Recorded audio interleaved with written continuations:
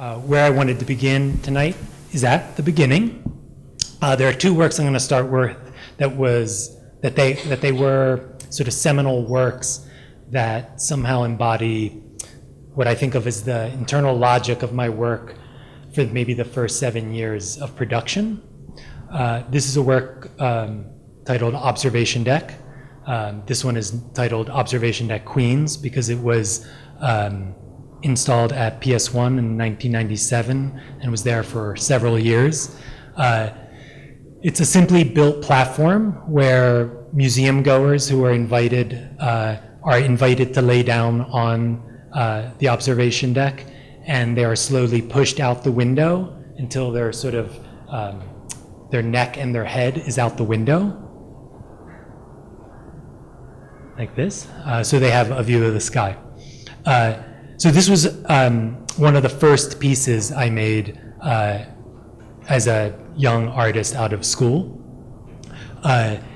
What I was particularly interested at the time was this idea that our body's limit or a sense of ourselves could be limited spatially.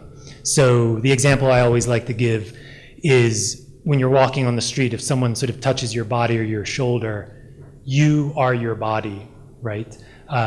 But if you drink too much and you throw up and you're vomiting, your brain says your brain sees your body as the world, right? And you have this moment where what you consider to be yourself gets limited to a certain spatial relationship in your body. So this was a way of almost making an example of that, because when people lay down on the observation deck, the moment that they slide out, they really become sort of contained within their head. What's sort of interesting is that another thing begins to happen where when people lay down on the observation deck and they slide out the window, when they're in the room, people are very polite. They refer to them, they look them in the eye, right? But as soon as they slide out, almost everybody in the room just turns and looks at their body, and ogles them like an object, right? So in a way, it's almost like what a picture does, right, or a framing does. So, for me, this was really an initial work that represented a sort of phenomena that would sort of reoccur over and over again in terms of my exploration. But over the years had been rebuilt in different locations. So the first one was in New York at PS1. It'd been in several shows, and then this one is in Birmingham in the United Kingdom. And this sort of periodically gets put back up by Icon Gallery. It's in a small sort of turret gallery. One thing about this piece also is that I always like to explain that in the 90s, I came out of a pedagogy where white pedestals represented authority. And if you wanted to pedestal something, there was a different style you had to adopt. And one of those styles was building things that was sort of in this plain utilitarian, just wood and screws. So the moment that I sort of chose this path forward in terms of the design of the observation deck, I was always a little skeptical of it, because I felt like, I'm just substituting one thing for another. This is just a style that will someday look dated, right? So this, in these initial years in the mid-90s, are ideas that I'm sort of wrestling with. This is a shot from above at Icon Gallery. So the other piece that's basically happening 1997, about the same time, is this unlimited multiple t-shirt that I designed. It's just a basic navy blue t-shirt. It has a tiny hole in the center that's made with an eyelet. It's a little metal eyelet. And that eyelet functions as a lens, like a pinhole camera. So it comes with instructions, with a younger version of me on it. Small, medium, large, extra small, comes in all the sizes. And it comes with instructions on how to use it. But basically by pulling out the neck and looking down in a very sort of brightly lit environment, you'll see a projection on your body. So basically that projection would be upside down. So in this room, probably the perfect thing to use it on would be the projection itself, right? This was a project that for me, they also come in child size. Let me see if there's another one. So in this initial moment of moving to New York, there's also a question of, I had come out of a school that enforced this question of maybe institutional critique, that I looked up. I was a little skeptical of the gallery system and the authority that galleries represented. So there was a desire to sort of move away from that. And at the same time, I came out of a pedagogy of public art. And when I say public art, I mean like sort of teaching the artist to almost be an architect that would take public commissions, percent for art type programs, right? Where you're basically a subcontractor on like a building site, right? And I was also skeptical of that training. What I was really interested in were trying to figure out a way of engaging a contemporary art discourse that sort of went in between those two. What I'm saying is, I'm sure the vast majority of artists, and I'm describing something that is self-evident, but I oftentimes feel like when I show this work in the 90s, it's seen through a lens of social practice or relational aesthetics. But those things, they weren't really discourses that I could access at that time or even existed yet. So I think, that type of practice has historically existed in the late 20th century, and that's really where I was sort of citing my work. What you're looking at is an image of a porta potty from the inside, but the walls and the doors have been reproduced in a transparent material so that you can see out, and then they're mirrored on the outside so that you can't see in. So I'm just gonna go back just so you get a sense. So like that guy is on the other side of the wall. So it's a functional porta potty. It's very difficult to raise money for a functional porta potty that does this. But for me, once again, this is an example of like the past work and the internal logic of the past work, which is to say, it's a mass-produced object, right, that I then sort of intervene and I modify it to create a sort of visual experience that sort of interrupts or lets you access or reconsider the social situation of that object.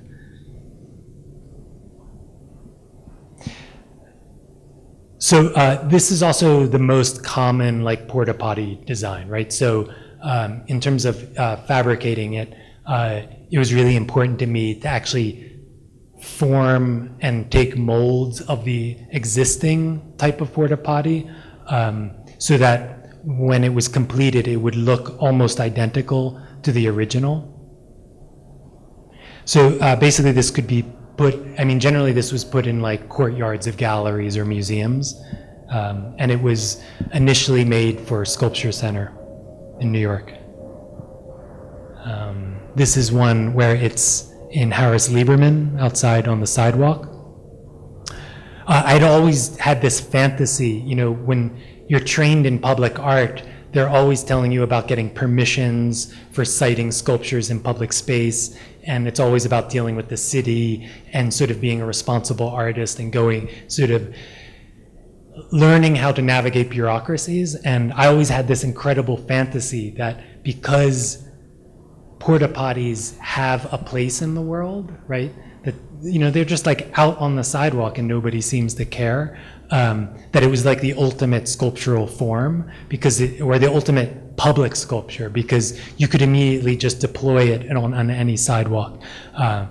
That was a complete misconception because it seemed like because I was making art, there was always this issue, right?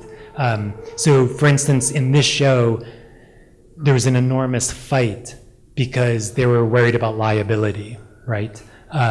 even though the building had just done a renovation and there was a porta potty outside for 6 months, you know. So occasionally when it's in very public, like when it's on the sidewalk, it needs a key. So I always keep Walt Whitman at the ready there and the key. And that's not like a mistaken choice, because I think about the auto body and the glass. This is titled Glass Outhouse. Auto body and Glass Outhouse. They seem to introduce a situation to the viewer where the social dynamic is leveled or reconfigured in some ways. So in the porta potty, all of these private activities that would usually be relegated to a private bathroom, the participant can somehow indulge taking one step closer to being in public and doing those activities. I always say it like at work, when you work in an office and people need to cry, where do they go? They go right into the bathroom, right? And it's basically because those emotional activities can't happen in the workplace.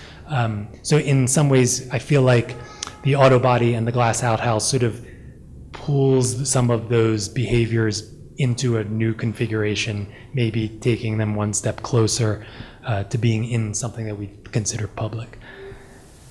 So in this show, there are 3 works, which I will go through quickly. I think the first one is a dining room table with a pizza box, a classic New York pizza box, sitting on the surface.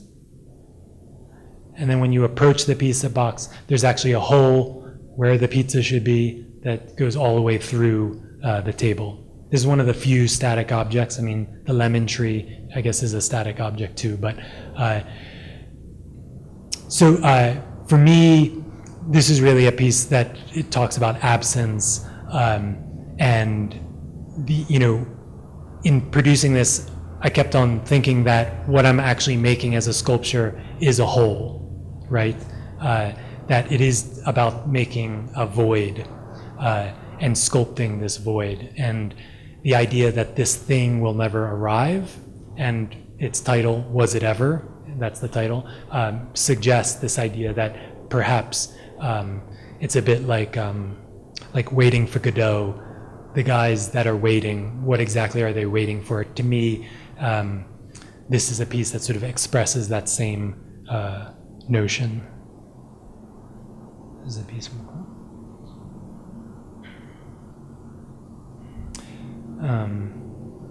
then across the way, there's an ice chest. This is one of these shows where people would walk into the show and they'd be like, "Are you still installing?" Right? So it's very difficult to get used to that idea, but in this ice chest is a pile of ice that is melting. Every 3 days it melts and it gets refilled with ice. But in this pile of ice, there's a diamond, which really can't be seen, but here's an example of where you might be able to see it. It just sits in the ice melts. In theory, if you happen to be there on the day when the ice is completely melted, you might be able to see the diamond at the bottom of the water.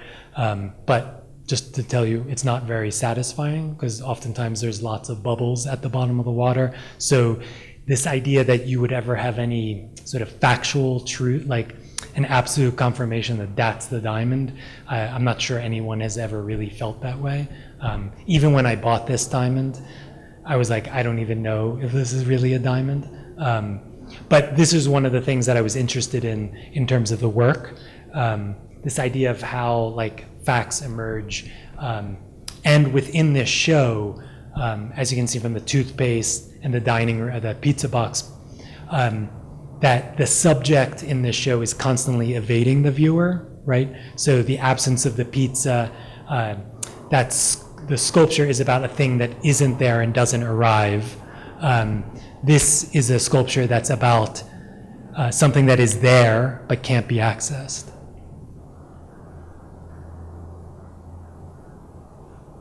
And then across the room from the pizza box is an object that looks like an orange juice dispenser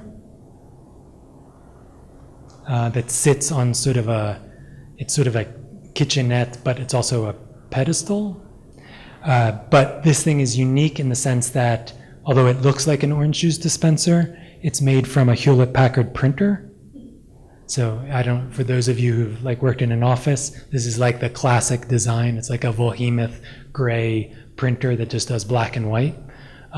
So basically it's turned on its side and turned into into an orange juicer, or what appears to be an orange juicer. So this goes back to this question of like functionality. It was very important that it function on some level. So it actually would dispense an orange liquid. Sometimes it was fresh orange juice, sometimes it was Tang, sometimes it would be any number of orange liquids. But for me, this is always sort of a threshold where people would look at it, and it's amazing that if you put oranges on top of anything, people assume that it makes orange juice, right? So to me, in terms of like the sculptural moment, one of the most informative things was the idea that it's really about having that bundle of oranges on top. Almost all the other elements are extra. So basically, I gut, like the Coke machine, I gut it. I put in like a bladder and some plumbing, and then things get repainted to that specific color orange that we all get triggered to think is about oranges. And then periodically, sometimes they are real oranges, sometimes they're fake oranges on top. So oftentimes people would come back to the show and be like, wait, these are fake? I thought they were real. And I'd be like, well, the day you were there, they were real. So, but like the, say, like the wallet piece, this is an example of a piece where the viewer oscillates between, once they start scrutinizing the object, they go from taking something at face value to really having to scrutinize and understand what constitutes this object. It also came with like a little trash dispenser, so the pedestal had like a trash can inside it. So.